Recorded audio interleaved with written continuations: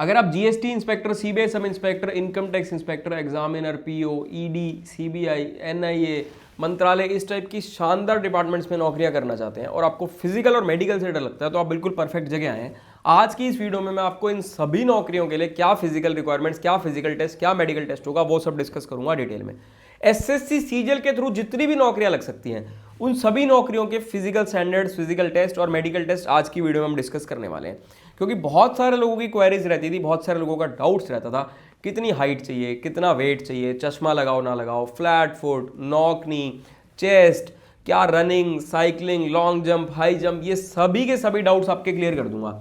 देखो, आपका जो सीजीएल का पेपर है, आप सबको पता है कि बहुत अच्छा पेपर है, बहुत अच्छी नौकरियां लगती हैं और इतनी मेहनत के बाद आपको कोई नौकरी मिलती है और आपका रिटर्न एग्जाम क्लियर हो गया, आपका सब कुछ क्लियर हो गया, फिर आपने जो पोस्ट भरी, आप उसके फिजिकल या मेडिकल में अगर रिजेक्ट हो गए तो आपकी पूरी मेहनत बर्बाद हो जाएगी। कुछ लोगों को मिसकंसेप्शन है कि अगर आप उसके फिजिकल या मेडिकल में फेल हो जाते हैं तो जो आपकी नेक्स्ट प्रेफरेंस वाली नौकरी आपको वो मिल जाएगी। ऐसा नहीं है। आपने पोस्ट प्रेफरेंस भरी, मार्क्स के बेसिस पर आपको नौकरी मिली, रैंक के बेसिस पर नौकरी मिली और फिर अगर फिजिकल या मेडिकल में फेल हो जाते हो ना, तो पूरी मेहनत खराब हो गई, फिर आपको कोई भी नौकरी नहीं मिलेगी। ये मत सोचना कि दूसरी प्रेफरेंस वाली नौकरी मिल जाएगी, नहीं, पूरी की पूरी मेहनत बर्बाद, सब वेस्ट हो गया।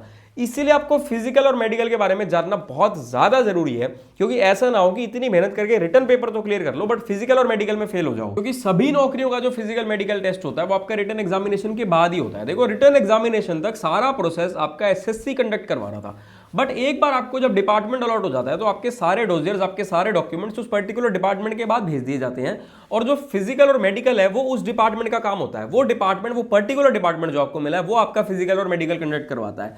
तो ऐसा नहीं होगा कि वो आपके डोजियर्स वापस भेजे और फिर एसएससी आपको कोई और नौकरी दे, नहीं भाई।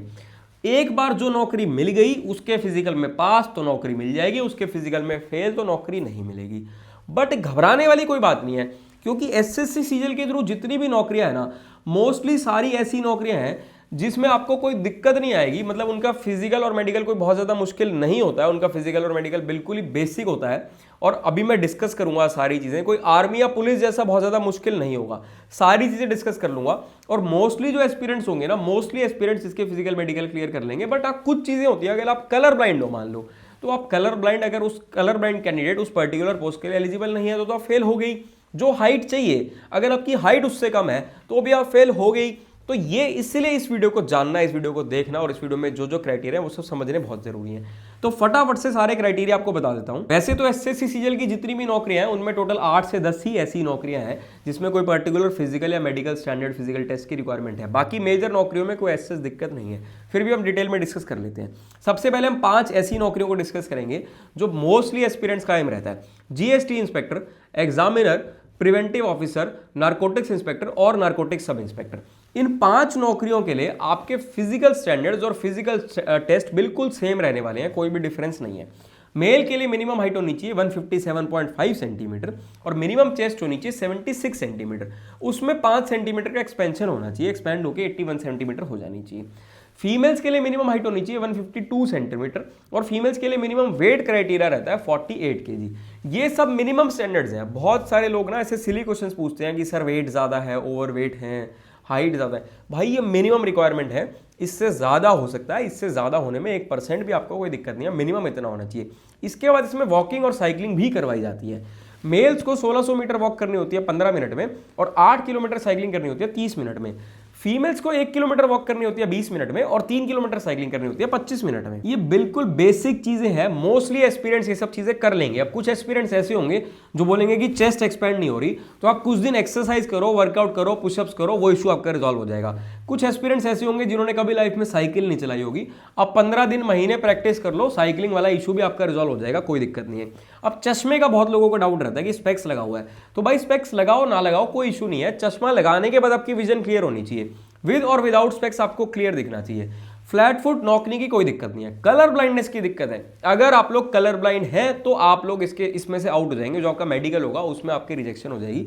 तो कलर ब्लाइंडनेस टेस्ट जरूर करवा लेना, चाहे तो किसी आई स्पेशलिस्ट डॉक्टर के पास जाकर करवा लेना, नहीं तो गूगल पर देख लेना, एक नॉर्मल बुकलेट होती है उसको रीड करना होता है। अगर आप उसको प्रॉपरली रीड कर पा रहे हैं तो आप लोग कलर ब्लाइंड नहीं है, अगर आप उसको रीड नहीं कर पा रहे हैं तो आप लोग कलर ब्लाइंड हैं। इसके बाद जो आपका मेडिकल टेस्ट होता है ना, देखो इन पोस्ट के लिए मेडिकल टेस्ट वेरी करेगा जोन टू जोन। ये ऐसी नौकरियां हैं जिसमें आपका जोन एलोकेशन होगा। अब कुछ जोन्स में ऐसा हो सकता है कि कोई पर्टिकुलर हॉस्पिटल बताया जाए कि वहीं जाकर मेडिकल करवाना है, और कुछ जोन्स में ऐसा भी हो सकता है कि आपको बोला जाए कि आप अपने डिस्ट्रिक्ट का जो आपका सिविल हॉस्पिटल है वहां से आप मेडिकल करवा लो। ये वेरी करेगा, बट जो टेस्ट होते हैं वो बिल्कुल बेसिक नॉर्मल टेस्ट होते हैं। आपके normal blood test, urine test, colour blindness test, normal test होंगे।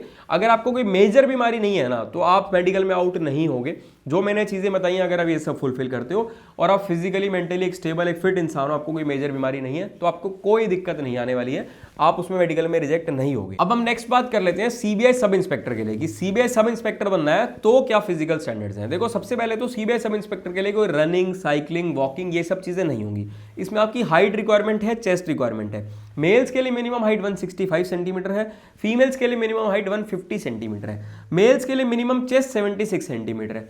चश्मे की कोई दिक्कत नहीं है, चश्मा लगा हो ना लगाओ कोई इशू नहीं है, चश्मा लगाने के साथ आपको क्लियरली दिखना चाहिए। बाकी रनिंग, वॉकिंग, साइकिलिंग कोई नहीं है। और जो मेडिकल टेस्ट हैं वो बेसिक टेस्ट ही होंगे। मेडिकल टेस्ट तो आपके ऑलमोस्ट जितनी भी आप कभी भी किसी भी सरकारी नौकरी में लगोगे तो मेडिकल टेस्ट तो ऑलमोस्ट हर सरकारी नौकरी के लिए होगा, और उसमें बिल्कुल बेसिक टेस्ट ही होते हैं। कोई किसी में किसी पर्टिकुलर नौकरी में कुछ थोड़ा सा डिफिकल्ट, कुछ थोड़ा सा डिफरेंट होगा तो मैं आपको जरूर बताऊंगा। कोई आर्मी या पुलिस जैसा मुश्किल नहीं है, इन सभी नौकरियों में बेसिक टेस्ट है। बाकी मेन तो फिजिकल स्टैंडर्ड्स पर डिपेंड करता है। नेक्स्ट हम बात कर लेते हैं एनआईए। एनआईए में सब इंस्पेक्टर अगर आप लगते हैं तो उसमें सीबीआई और एनआईए में सिर्फ एक छोटा सा डिफरेंस है, बाकी सारी चीजें सेम है। सीबीआई में मेल्स की मिनिमम हाइट 165 सेंटीमीटर चाहिए, वहीं एनआईए में मेल्स की मिनिमम हाइट 170 सेंटीमीटर चाहिए। बाकी सारी चीजें आपकी सेम रहने वाली हैं, कुछ भी डिफरेंस नहीं रहने वाला है, बाकी जो स्टैंडर्ड्स हैं वही सेम रहेंगे आप। अब इसके बाद एक और पोस्ट होती है यूडीसी इन बीआरओ। इसका जो physical standards, physical test, medical test होता है वो थोड़ा सा बाकी सब नौकरियों के कंपैरिजन में डिफिकल्ट रहता है। उसमें जो क्राइटेरिया है, जो चीजें हैं, जो टेस्ट हैं वो थोड़ी सी मुश्किल है।